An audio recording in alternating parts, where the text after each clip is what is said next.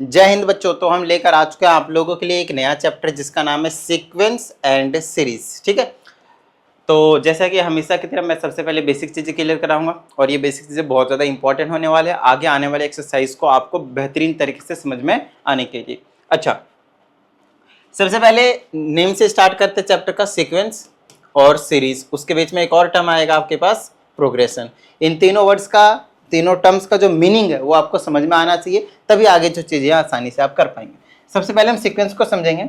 Sequence का मतलब होगा कि एक नंबर, ध्यान से समझिएगा, बहुत सारे नंबर होंगे, ये इनफाइनाइट भी हो सकते हैं, ध्यान समझिएगा, इनफाइनाइट भी हो सकते हैं और फाइनाइट भी हो सकते हैं। क्लियर है?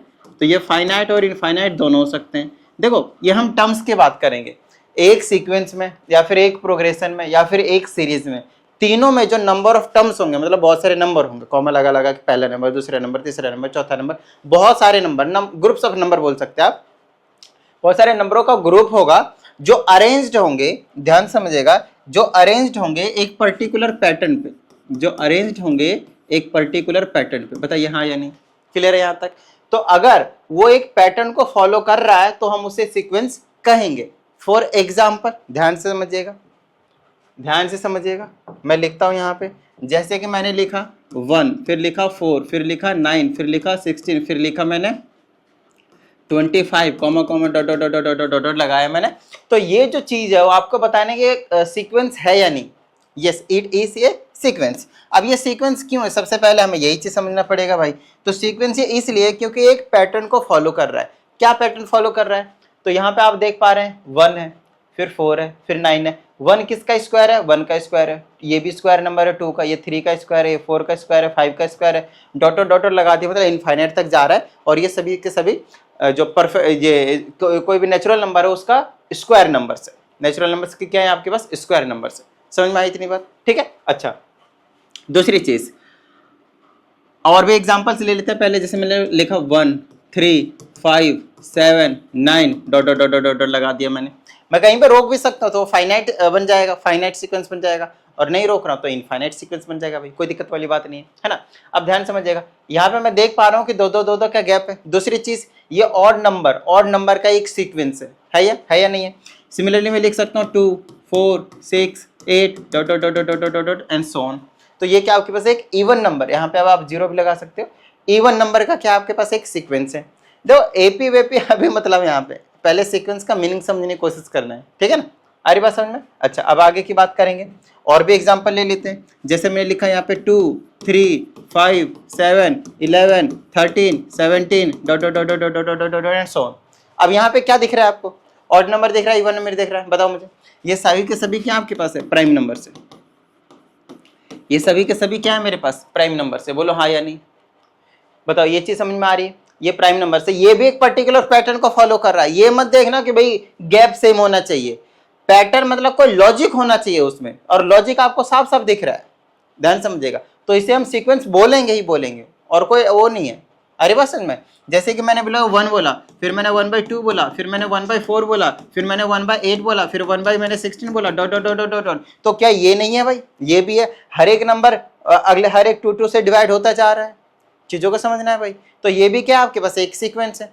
तो इतने सारे मैंने अभी आप लोगों को एग्जांपल दे दिए सीक्वेंस के। आई होप आप सभी को सीक्वेंस जो है समझ में आया होगा। आइए अगले की बात करेंगे, आइए अगले की बात करेंगे भाई। अब हम बात करेंगे प्रोग्रेशन की, अब हम बात करेंगे प्रोग्रेशन की। देखो ध्यान समझना, सीरीज को बाद में डिस्कस करेंगे भाई, सीरीज तुरंत समझ में आ जाएगा अगर आपके पास सीक्वेंस और ये प्रोग्रेशन समझ में आया है तो, ठीक है। आओ अब समझते हैं इस वाली चीज को, प्रोग्रेशन को। प्रोग्रेशन क्या होता है? इफ, ध्यान से समझिएगा, if sequence can be written in the form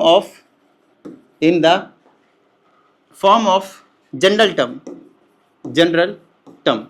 अब जनरल टर्म क्या होता था? जनरल टर्म होता था nth टर्म। अगर उसका आप nth टर्म निकाल सकते हो, जैसे कि मैंने बोला भाई मेरे पास इवन नंबर है, तो मैं इवन नंबर का एक an निकालूंगा, an जिसको मैं बोलता हूँ 2n, और फिर मैं बोलता हूँ कि n बिलोंग्स कर रहा है आपके पास होल नंबर से, n बिलोंग्स कर रहा है आपके पास होल नंबर से। आप n की जगह 0 लो, 0 आएगा, सॉरी हाँ यहाँ 0 लो, 0 आएगा। तो 2 लो तो आपके पास 1 लो तो आपके पास 2 आएगा, 2 लो तो 4 आएगा। तो ये सारे इवन नंबर का ये क्या बन गया, जनरल टर्म बन गया। इवन नंबर का जनरल टर्म, और नंबर का भी बना सकते हैं, और भी आगे नंबर्स के बना सकते हैं, बहुत सारे नंबर उसके बन सकते हैं, चीजों को समझिएगा। तो ऐसे सीक्वेंस जिसका मैं nth टर्म लिख सकता हूं, nth टर्म, समझ रहे, ठीक है। कोई पर्टिकुलर एक जनरल फॉर्मूला निकाल सकता हूं, जैसे कि आपने अरिथमेटिक प्रोग्रेशन पढ़ा है तो उसका an = a + n - 1 into general formula होता है। उसी तरह से अब an = a⁻n-1, ये किसका फॉर्मूला, ज्योमेट्रिक प्रोग्रेशन का जनरल फॉर्मूला होता है। ऐसे ही करके हार्मोनिक प्रोग्रेशन और बाकी सारी चीजों के आपके पास क्या होते हैं, इसलिए तो हम उसको प्रोग्रेशन कह रहे हैं। प्रोग्रेशन अरिथमेटिक को प्रोग्रेशन ही क्यों, अरिथमेटिक प्रोग्रेशन क्यों कह रहे हैं, अरिथमेटिक मतलब एक सीक्वेंस है, एक ऐसा सीक्वेंस है जिसका आप जनरल टर्म लिख पा रहे हो, जिसमें कॉमन डिफरेंस आपके पास सेम आता है, ठीक है। उसी तरह से जनरल ज्योमेट्रिक प्रोग्रेशन बोलते हो, प्रोग्रेशन क्यों बोलते हैं, ज्योमेट्रिक सीक्वेंस क्यों नहीं बोलते आप, या फिर ज्योमेट्रिक सीरीज क्यों नहीं बोलते, पर्टिकुलर केसेस में बोलते हैं वो अलग की बात है, बट जनरली आप क्या पढ़ते हो, geometric progression, arithmetic progression. Progression क्यों कह रहे हैं, क्योंकि आप उसके जनरल टर्म को लिख पा रहे हैं। समझ में आ रही है इतनी बात, तो हमने क्या करा, यहाँ पे जनरल टर्म लिख दिया, समझ में आ रही है, तो हम उसको क्या कह देंगे, प्रोग्रेशन बोल देंगे। समझ में आई इतनी बात। तो ये जो प्रोग्रेशन है वो कुछ और नहीं है, सीक्वेंस ही है। क्या है ये, सीक्वेंस ही है। लेकिन कंडीशन क्या है आपके पास, कंडीशन बस इतनी सी है कि भाई ये जो सीक्वेंस था उसे हम क्या कर सकते हैं, एक जनरल फॉर्म दे सकते हैं। क्लियर है, nth टर्म उसका हम निकाल कर लिख सकते हैं। डन है, तो इसी चीज को हम क्या कहेंगे, प्रोग्रेशन कहेंगे। अब अगले टर्म की और समझते हैं। अच्छा, एक यहाँ पे क्वेश्चन पूछा जाता है, ध्यान से समझिएगा, एक ऐसा सीक्वेंस बताओ जो प्रोग्रेशन नहीं है। ध्यान से समझिएगा, एक ऐसा सीक्वेंस बताओ जो प्रोग्रेशन नहीं है। जो प्रोग्रेशन होंगे वो तो सीक्वेंस को होना ही पड़ेगा, कोई डाउट नहीं, बट ऐसा एक कंडीशन अराइज होता है जहां पे सीक्वेंस तो होता है बट प्रोग्रेशन नहीं होता है। आप इसका लिख सकते हो जनरल टर्म, कोई दिक्कत नहीं, आप इसका जनरल टर्म लिख सकते हो, इस वाले का, ठीक है। आप इसका लिख सकते हो, आप इसका लिख सकते हो, और आप इसका भी लिख सकते हो, बट आप इसका नहीं लिख सकते। ये जो प्राइम नंबर आपको दिख रहा है ना, क्या आपने आज तक कभी भी कोई एक जनरल फॉर्मूला सुना है प्राइम नंबर्स का? आज तक किसी ने बना ही नहीं पाया। आप लोग कोशिश करना ठीक है, आज तक किसी ने जनरल फॉर्मूला जो है वो प्राइम नंबर का बना ही नहीं पाया। कोई ऐसा कोई पैटर्न नहीं पता चलता भाई, आज तक कोई ऐसा जनरल फॉर्मूला ही नहीं बना कि भाई मेरे को अगर 10th प्राइम नंबर पता करने आएगा तो इस फॉर्मूले में 10 रख दो, 10th प्राइम नंबर पता चल जाएगा। आपको डिविजिबल है या नहीं है वही आपको चेक ही करना पड़ता है डायरेक्टली। तो प्राइम नंबर का एक जो सीक्वेंस होता है उसे हम प्रोग्रेशन का नाम नहीं देते हैं। क्यों? क्योंकि उसका हम nth टर्म नहीं लिख सकते। अब क्लियर हो गया होगा अच्छे से, ठीक है। आइए आगे की बात करते हैं। नेक्स्ट है आपके पास सीरीज। सॉरी सीक्वेंस लिख रहा हूं मैं तो। सीरीज, देखो सीरीज क्या होता है, सीरीज अगेन आपके पास एक सीक्वेंस ही है, ध्यान समझिएगा। ये भी क्या आपके पास एक सीक्वेंस ही है, लेकिन इसमें एक कंडीशन है कि ये जो सीक्वेंस होती है या तो वो प्लस में या तो वो माइनस में, सम और डिफरेंस में लिखा जाता है। जनरली सम बोला जाता है, टर्म्स अगर माइनस होंगे तो माइनस आ जाएगा बीच में, कोई दिक्कत नहीं। बस आप प्लस का याद रखो कि सम में लिखा जाता है, प्लस प्लस प्लस प्लस करके लिखा जाता है। एग्जाम्पल के तौर पे आपने बोला 1 है, 3 है, 5 है, 7 है, 9 है, ऑड नंबर है। ये सभी के सभी क्या आपके पास ऑड नंबर है। अब मुझे बताना ये प्रोग्रेशन है या नहीं, इसमें कोई डाउट वाली बात नहीं। ये प्रोग्रेशन हो या नहीं उससे फर्क नहीं पड़ता, हम सीक्वेंस की बात करेंगे। अगर हमने सीक्वेंस को प्लस के फॉर्म में लिख दिया तो हम उसके सीरीज कहेंगे। जैसे 1 + 3 + 5 + 7 + 9 + dot dot dot dot dot solve. बताओ भाई कोई समस्या यहाँ तक? आसान है, डन है। चलो आपको तीनों ये जो टर्म थे इंपॉर्टेंट थे, तीनों टर्म का मीनिंग समझना बहुत ही ज्यादा इंपॉर्टेंट था। इसके बिना फिर आगे जाना मतलब बेवकूफ़ी है, ध्यान समझिएगा, ठीक है। एक और चीज आती है, ध्यान समझिएगा, एक और सीक्वेंस आती है, और ये जो सीक्वेंस है इसका भी जनरल टर्म लिखा जाता है। ध्यान समझिएगा, इसका भी जनरल टर्म लिखा जाता है। तो इस वाले को हम सिंपली प्रोग्रेशन बोल सकते हैं, और इसका नाम क्या बहुत ज्यादा समझिएगा इंपॉर्टेंट है, ध्यान समझिएगा। इसको हम बोलते हैं, क्योंकि इस एक्सरसाइज में हम सबसे ज्यादा इसी के बारे में डिस्कस करेंगे। इसको हम प्रोग्रेशन बोल सकते हैं, और अगर हमने प्लस में लिख दिया तो इसको हम सीरीज भी बोल सकते हैं, कोई दिक्कत वाली बात नहीं है। तो सारे काम कर जाएगा, समझ में आ रही बात। तो अरिथमेटिक प्रोग्रेशन, ज्योमेट्रिक प्रोग्रेशन, वो भी ये सारी चीज को फॉलो करते हैं। सीक्वेंस तो होता ही होता है, पर्टिकुलर पैटर्न फॉलो करता है, उसका जनरल टर्म हम लिख ही सकते हैं, तो प्रोग्रेशन बोलते हैं। प्लस माइनस में तो हम दिखाते हैं भाई, सम करो इतने टर्म्स तक, तो सीरीज तो है ही है। तो ये अरिथमेटिक प्रोग्रेशन हो गया, ज्योमेट्रिक प्रोग्रेशन हो गया, हार्मोनिक प्रोग्रेशन हो गया, और आपके पास यहाँ पे देखने को मिल रहा है। अब मैं जो बता रहा हूँ वो वाला एक है, वो तीनों को फॉलो करेगा। उसका नाम क्या है, पहले मैं स्पेलिंग लिख देता हूँ, ध्यान समझिएगा। इसको कहा जाता है FIBONACCI, ठीक है। तो आगे देखते हैं, ध्यान समझिएगा। अब जैसे कि इसको आप प्रोनाउंसिएशन कैसे याद रखेंगे, GUCCI, इसको क्या बोलते हैं भाई, एक ब्रांड का नाम आपको पता है, गुच्ची। उस तरह से आप इसको क्या क्या पढ़ेंगे, फिबोनाची। क्या पढ़ेंगे, फिबोनाची। कई बार बच्चे पढ़ते हैं फिबोनाची या फिर नेका है, तो ऐसा नहीं पढ़ना, इसको क्या पढ़ेंगे हम, फिबोनाची, याद रहेगा, ठीक है। तो ये एक सीरीज होती है, क्या होती है, एक सीरीज होती है, प्लस में जनरली लिखे जाते हैं, प्लस में ही लिखे जाते हैं, तो इसको आप सीरीज ही बोलोगे। समझाऊंगा अभी कैसे। अब एग्जांपल समझ लेते हैं तो बेहतरीन तरीके समझ में आएगा, ठीक है। फिबोनाची सीरीज बोलते हैं इसको, फिबोनाची सीरीज, ध्यान समझिएगा।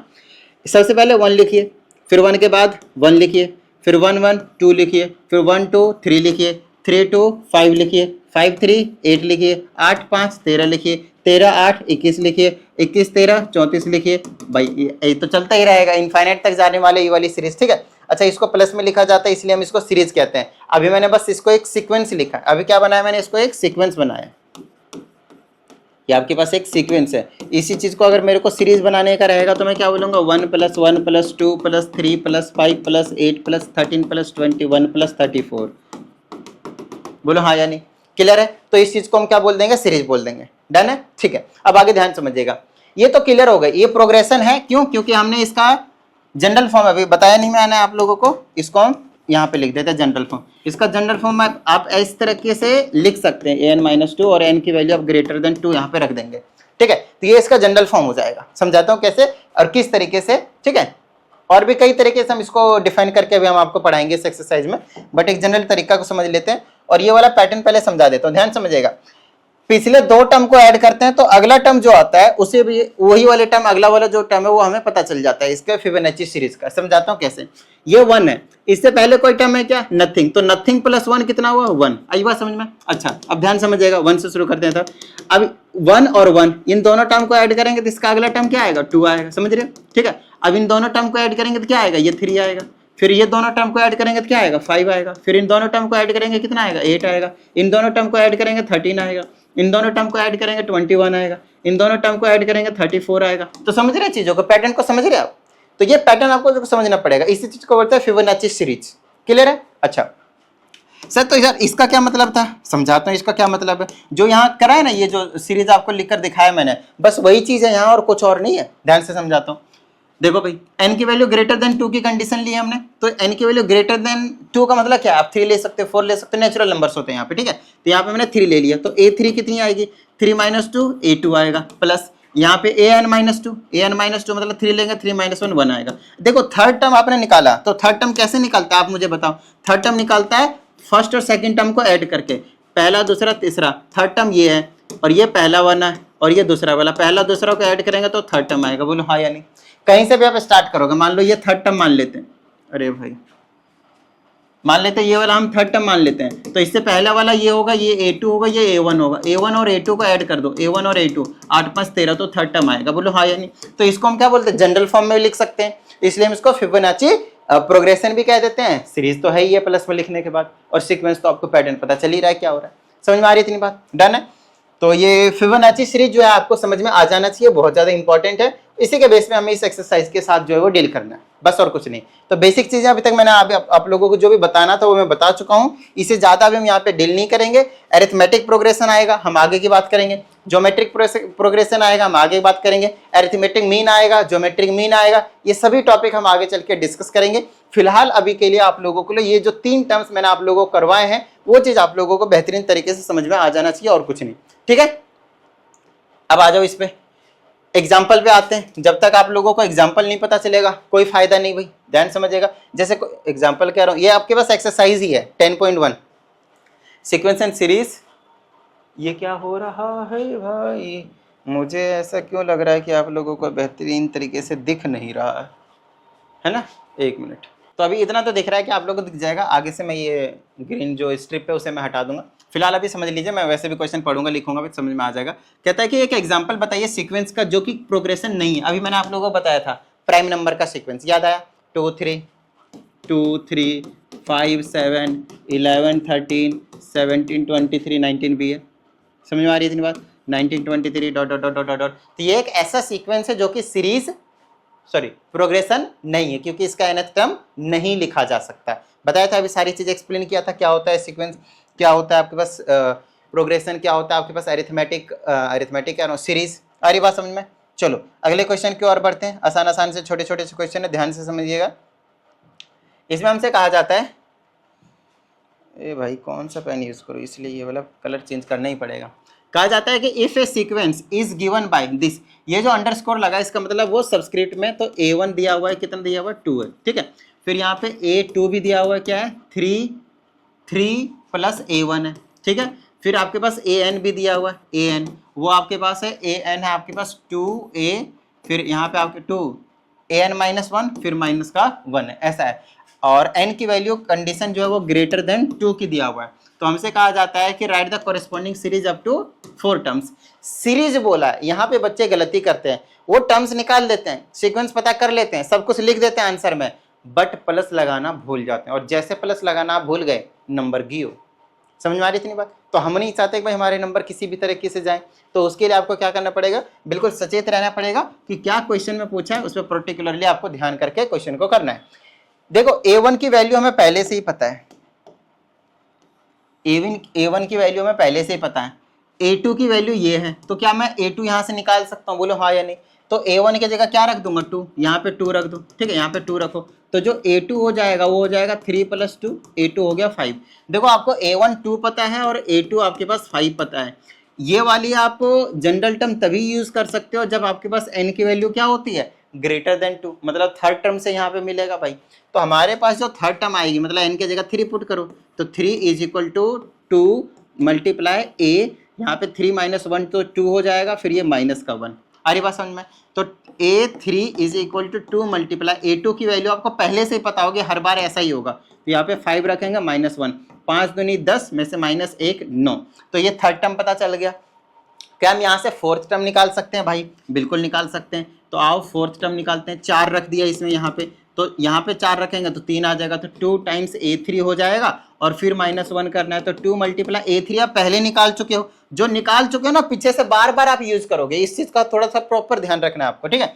A3 आपके पास 9 है, माइनस का 1, 9 दूनी 18, और एक क्या आ जाएगा आपके पास 17, तो आपके पास 4 टर्म बोला है, तो 4 टर्म निकाल दिए। अब इनको हमें क्या बोल रखा है, प्लस में लिखना है, तो लिख देंगे भाई, क्या समस्या आ रही है हमें। A1 A2, A1 की जगह 2 है, फिर प्लस में, इसके जगह 5 है, फिर प्लस में, फिर 9 है, फिर 17 है, बस इतना ही आपका आंसर हो गया। इन्होंने सीरीज पूछा है तो आप प्लस लगाकर जरूर छोड़ेंगे, इस बात का प्रॉपर ध्यान रखना, प्रॉपर। अगर आपने प्लस नहीं लगाया तो फिर ये गलत हो जाएगा, अगर आपने प्लस नहीं लगाया तो ये गलत हो जाएगा, इसका थोड़ा सा ध्यान रखना है आप लोगों को। क्लियर है? चलें आगे, ये सेकंड क्वेश्चन था। आइए क्वेश्चन नंबर 3 की बात करते हैं। इस वाले क्वेश्चन में हमसे कहा जाता है right the next term of each of the following series. जैसे ये 3 है, फिर 1 है, 1 से -1 है, -1 से -3 है, तो यहाँ से नेक्स्ट टर्म बताना है। मैं अलग से लिख देता हूँ अगर नहीं दिख रहा आप लोगों को, तो ये 3 है, फिर 1 है, फिर -1 है, फिर आपके पास -3 है। क्या आप इस सीक्वेंस में थोड़ा सा कुछ लॉजिक लगा सकते हैं? ये ना थोड़ा सा रीजनिंग टाइप के क्वेश्चन है, थोड़ा सा दिमाग जो आपको लगाना पड़ेगा। यहाँ पे पहले गैप ही ढूंढ लिया करो, यहाँ से यहाँ तक जाने में 2 कम हो रहे हैं, यहाँ से यहाँ तक जाने में भी 2 कम हो रहे हैं, यहाँ से यहाँ तक जाने में भी 2 कम हो रहे हैं, तो -2 हो रहा है हर बार, तो यहाँ से और -2 कर दो, -3 में -2 करेंगे, -5, -7, -9 सो ऑन। ठीक है, एक ही टर्म पूछा था हमने, कई बता दिया। नेक्स्ट आपके पास 5 है, यहाँ पे क्या आपके पास है 5 है, सॉरी 5 है, फिर आपके पास क्या है -5/2 है, फिर क्या आपके पास 5/4 है, फिर क्या -5/8 है, और ऐसे करके अगले टर्म बताना है। ध्यान समझिएगा, लॉजिक पैटर्न ढूंढना है आपको, और यहाँ पे कुछ नहीं, बिल्कुल रीजनिंग का क्वेश्चन है और कुछ एक्स्ट्रा नहीं है। जैसे ये 5 था, तो यहाँ से 2 से डिवाइड किया, बोलो हाँ या नहीं। अच्छा, 2 से डिवाइड करा तो माइनस का साइन भी लगाया, फिर यहाँ पे देखेंगे तो इसी चीज को, पिछले वाले टर्म को 2 से डिवाइड किया तो 5/4 बन गया। अरे 2 से डिवाइड करने का मतलब ऊपर वाले के डिवीजन में होता है, नीचे एक मल्टीप्लाई में, तो 2 के साथ मल्टीप्लाई में रहेगा। ठीक है, तो 5 जा 4 हो जाएगा, और आपकी बार प्लस हो गया, तो पहला प्लस माइनस प्लस माइनस, मतलब आपकी बार जो आंसर लिखा जाएगा यहाँ पे वो 100% प्लस का रहेगा। बोलो हाँ या नहीं, क्लियर है? ठीक है, तो हो क्या रहा है, 2 से डिवाइड करा, फिर 2 से डिवाइड करा, 2 से डिवाइड करा, फिर 2 से डिवाइड करा, तो 5 ऊपर ऐसे एज इट इज है, 5 हर बार वैसे ही उसी को डिवाइड कर रहे हैं, तो नीचे 16 हो जाएगा। 2 से डिवाइड करते हैं, या फिर नीचे वाले को 2 से मल्टीप्लाई कर रहे हो, ऐसा समझ लो, तो 5/16 हो जाएगा। तो ये थोड़ा सा पैटर्न आप लोगों को ढूंढना पड़ेगा, बिल्कुल आसान सा रहता है, कोई दिक्कत वाली बात नहीं है। आइए अगले क्वेश्चन की बात करते हैं। अच्छा, इसमें बोला जा रहा है 0 है, फिर आपके पास 2 है, फिर 6 है, फिर 12 है, फिर 20 है, फिर डॉट डॉट डॉट आगे, तो नेक्स्ट टर्म हमें पता करना है। तो थोड़ा सा आइडिया लगाते हैं भाई। यहाँ पे मैं देख पा रहा हूँ कि 2 का गैप है, पहले गैप ही देखिएगा, फिर 4 का गैप है, फिर यहाँ पे 6 का गैप है, फिर यहाँ पे 8 का गैप है, तो पक्का यहाँ पे 10 का गैप होने वाला है। बोलो हाँ, यानी पैटर्न पता चल गया हमें, ठीक है। तो यहाँ पे 10 का गैप होने के लिए इसमें जोड़ दो 10, तो कितना हो जाएगा 30। अब इनके बीच में 10 का गैप है, बिल्कुल सही बात, यहाँ पे 30 आ जाएगा। क्लियर है। अब की बार 12 का गैप होना चाहिए, तो इसके अगले वाले का 100% 42 होगा, तभी यहाँ पे क्या आएगा 12 का गैप आएगा। तो ये चीज़ आप पता कर सकते हो बिल्कुल आसानी से, सिर्फ देखते ही। क्लियर है। चलो नेक्स्ट आपके पास 1 है, फिर 5 है, फिर 14 है, फिर 30 है, फिर 55 है। इस टाइप का क्वेश्चन देखते ही बच्चे के दिमाग खराब हो जाते हैं, भाई इसमें तो मुझे कुछ पैटर्न ही नहीं पता चल रहा। मैंने तुमसे क्या बोला कि भाई सबसे पहले आपको क्या करना है, डिफरेंस देखो, तब थोड़ा सा कुछ लॉजिक मिलेगा। यहाँ पे 4 का डिफरेंस है, यहाँ पे आपके पास 9 5 14 9 का डिफरेंस है, यहाँ पे आपके पास 16 का डिफरेंस है, यहाँ पे आपके पास 25 का डिफरेंस है, और ऐसे करके चला जाएगा। अब ये मत देखना कि इसके बीच में गैप कितना है, ये देखोगे ये कौन कौन से नंबर हैं। ये 2 का स्क्वायर है, ये 3 का स्क्वायर है, ये 4 का स्क्वायर है, ये 5 का स्क्वायर है। यहाँ पे आप 100% 6 का स्क्वायर एक्स्ट्रा होगा, मतलब 6 का स्क्वायर इसमें ऐड किया जाएगा, ताकि उनके बीच का जो गैप आए वो 36 आए, और 36 क्या हो, बस 6 का स्क्वायर हो जाएगा। ठीक है। तो अरे कहाँ, सॉरी कट गया ये, कोई बात नहीं, अभी वापस बता देते हैं। तो अभी हमने देखा कि 1 था, 5 था, 14 था, 30 था, 25 नहीं 55 था, 55 था। तो हमने यहाँ पे देखा 2 का स्क्वायर बड़ा है, ज़्यादा है, यहाँ पे 3 का स्क्वायर ज़्यादा है, यहाँ पे 4 का स्क्वायर ज़्यादा है, यहाँ पे आपके पास 5 का स्क्वायर ज़्यादा है। तो यहाँ पे देखेंगे भाई 6 का स्क्वायर ज़्यादा होगा, 6 का स्क्वायर 36, तो 55 में ऐड कर दो 36, 6 5 11 1 5 3 4 1 9 8 91 यहाँ पे आपके पास आंसर आ जाएगा। अगला और पूछा है तो 49 और ऐड कर दो 7 का स्क्वायर। आई बात समझे, ऐसे करके आप निकाल सकते हो। तो ये बस सिर्फ देख देख के आंसर आपको पता करना और कुछ भी नहीं। क्लियर है। आइए इस वाले क्वेश्चन की बात करते हैं। इसमें हमसे कहा जाता है 5 टर्म्स लिखने, 5 टर्म्स लिखने, सीक्वेंस हुज nth टर्म आपको गिवन, फिर तो कोई दिक्कत ही नहीं है। कोई सा भी आप क्वेश्चन उठा लो, जैसे कि ये दिया हुआ है, जैसे ये an दिया हुआ है, ठीक है, an जब अंडरस्कोर होता है सबस्क्रिप्ट में, तो 2n प्लस का 5 है, 5 टर्म्स बोला है, तो ये तो सिंपल है ना भाई। n के जगह 1 रखो, तो ये क्या हो जाएगा a1, 1 रखे 2 + 5 7 हो जाएगा। a2 रखो, 2 2 जा 4 + 5 9 हो जाएगा। a3 रखो, ठीक है, 3 2 जा 6 + 5 11 हो गया। अब ये बच्चों वाली चीज़ थोड़ी कराऊंगा भाई, ये बात समझ में, मैंने कंसेप्ट आपको ये मैंने समझा दिया कि 1 रखना है, 2 रखना है, 3 रखना है। 1 2 3 ये 4 क्वेश्चन है, ये एक क्वेश्चन है, 4 क्वेश्चन है। तो चारों क्वेश्चन में 5-5 टर्म्स निकालने, मतलब टोटल 20 बार सॉल्व करने पड़ेंगे आपको। समझ में आ रही है कि नहीं बात। इसमें भी 5 टर्म बताने, इसमें भी 5 टर्म, इसमें भी 5 टर्म, इसमें भी 5 टर्म हो जाएगा। ठीक है। अब ये देखो जोड़ घटा प्लस माइनस तो करना आना चाहिए। जैसे कि ये है लास्ट वाला 4th वाला पार्ट है, इसमें आपके पास an = n² + 1 दिया हुआ है, और यहाँ पे 2n नहीं सॉरी डिवाइड में आपके पास 2n माइनस का 3 दिए रखा है। तो 1 पुट करेंगे तो a1 हो जाएगा, 1 का स्क्वायर 1 + 1 ऊपर 2 हो गया, और यहाँ पे माइनस का 1 आ गया, तो -2 आ गया ओवरऑल आंसर। ये a1 निकला। फिर 2 पुट कर दीजिए, फिर 3 पुट कर दीजिए, 4 पुट कर दीजिए, 5 पुट कर दीजिए, सारे के सारे टर्म्स आपको निकल कर मिल जाएंगे। आसान है ये एक्सरसाइज ही पूरा आसान है, बट ठीक है, कंसेप्ट को थोड़ा सा समझना है। यहाँ पे भी सेम ही चीज़ है, यहाँ पे भी आपके पास सेम ही चीज़ है, बस इंडिकेटेड टर्म्स निकालने हैं। जैसे कि यहाँ पे बोल रखा है इस वाले क्वेश्चन में a24 निकालना है, तो ये रहा an, तो an = 4n माइनस का 3, और a17 यहाँ पे 2 चीज़ निकालने, a17 यहाँ 17 रख दो, 17 चौके 68, 3 माइनस 65, तो 65 आंसर। कैसे किया मैंने, n के जगह 17 रख दो। आपकी बात 24 निकालना है, तो a24 कैसे निकालेंगे, यहाँ पे पुट कर दो 24, 24 चौक 96 माइनस 3 कितना हुआ 93, तो 93 आपके पास आंसर आ जाएगा। आई बात समझ में, आसान है। ठीक है, सेकंड पार्ट कर लोगे, इजी है। क्या लिखा वो मैं समझा देता। an = लिखा -1 की पावर n-1, फिर इंटू में ही n की पावर आपके पास क्यूब है, आपको a9 निकालना है। हो जाएगा, बोलो अभी निकाल देते हैं। चलो a9 लिख देते हैं यहाँ पे, a9। अच्छा 9 यहाँ पे पुट करेंगे, 9 - 1 8 होगा, -1 की पावर क्या होगी 8, और यहाँ पे क्या रखना पड़ेगा आपके पास 9, तो ये हो जाएगा 9 का क्यूब। -1 की पावर अगर इवन होती है तो हमेशा +1 मिलता है। क्या मिलता है आपके पास +1, तो ये +1 मल्टीप्लाई 9 की पावर क्यूब कितना होता है 9 9 जा 81, 9 9 जा 81, और 81 को 9 से मल्टीप्लाई करेंगे तो 9 × 72 729। So your final answer will be 729। आई बात समझ में। ठीक है, चलें आगे। चलिए नेक्स्ट क्वेश्चन हमारे पास, क्वेश्चन नंबर आपको यहाँ पे दे रखा है, आपके पास सारी चीजें कहता है 18th टर्म निकालना है और आपके पास 25th टर्म निकालना है of the sequence defined by this. ये जो सीक्वेंस है वो जनरल टर्म को या तो आप an से लिखते हो या तो tn से लिखते हो, एक ही बात है। और ये क्वेश्चन कुछ ऐसा दिया, कहता है n और n प्लस 2 आप तब लेंगे जब n is equal to even होगा, ठीक है। और n स्क्वायर, सॉरी 4n है ऊपर में, 4n divided by n square plus 1 आप तब लेंगे जब n की वैल्यू क्या है आपके पास, ऑड है। बताओ भैया कोई समस्या? आप ध्यान से, मेरा क्वेश्चन ये था।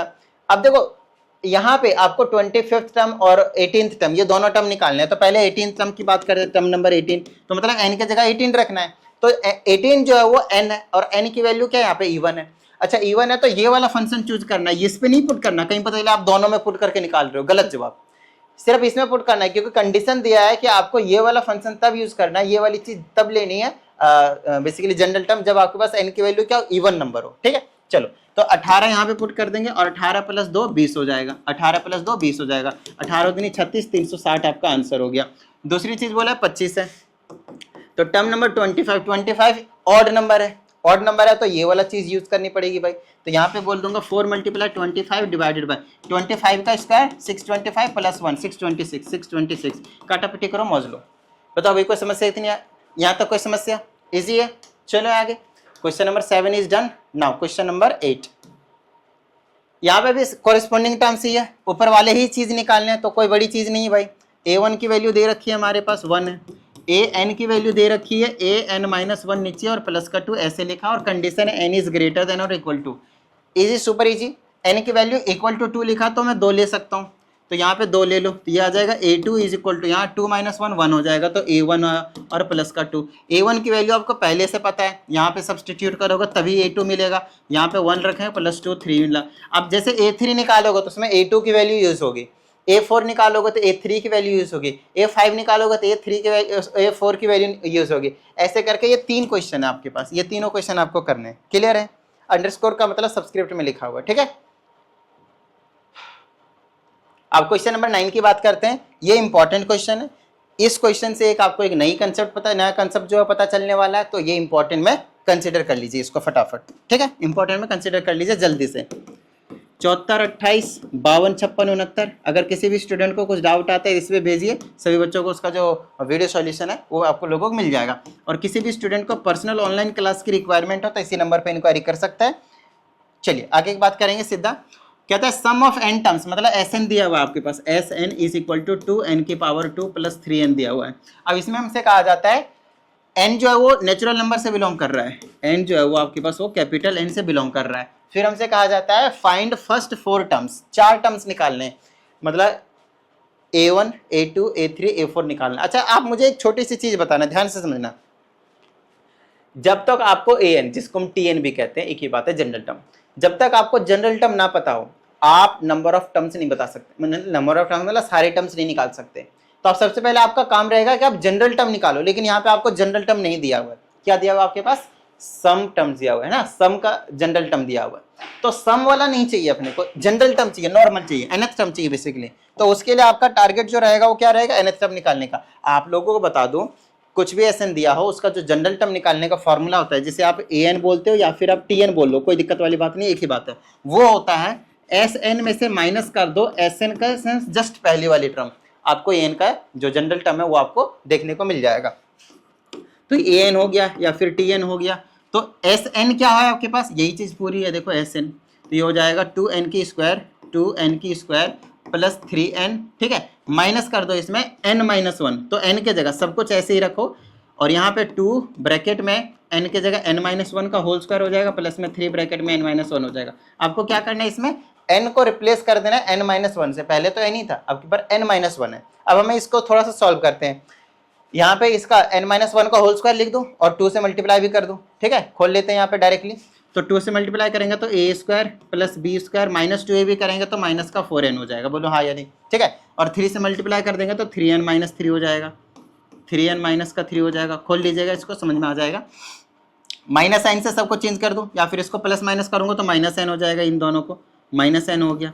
उसके बाद इसको प्लस माइनस करूंगा तो -1 हो जाएगा, तो माइनस का n था और माइनस का 1 था, ऐसा कुछ निकल कर आ गया हमारे पास उसको सॉल्व करने के बाद। अब ये माइनस साइन सबका साइन चेंज करेगा, तो इसको हटा देता हूँ मैं यहाँ से, और ये वाला माइनस का 2n हो जाएगा स्क्वायर, ये प्लस का और ये भी प्लस का हो जाएगा, तो इससे ये वाला कट जाएगा, 3n और 1n 4n हो गया, और ये प्लस का 1 हो गया। हाँ मुझे पता है, मैंने एक ही लाइन में सबको सॉल्व कर दिया, आपको स्टेप वाइज करना है, सब कुछ समझ में आ जाएगा आसानी से, टेंशन मत लीजिए। ये आपका जनरल टर्म निकल गया भाई, जिसे हम क्या बोल रहे हैं, an बोल रहे हैं, बोलो हाँ या नहीं, इसे हम क्या बोल रहे हैं, an बोल रहे हैं। अब आपको जितने भी टर्म्स निकालने के लिए बोला भाई निकालो ना इसमें पुट करके, क्या टेंशन है।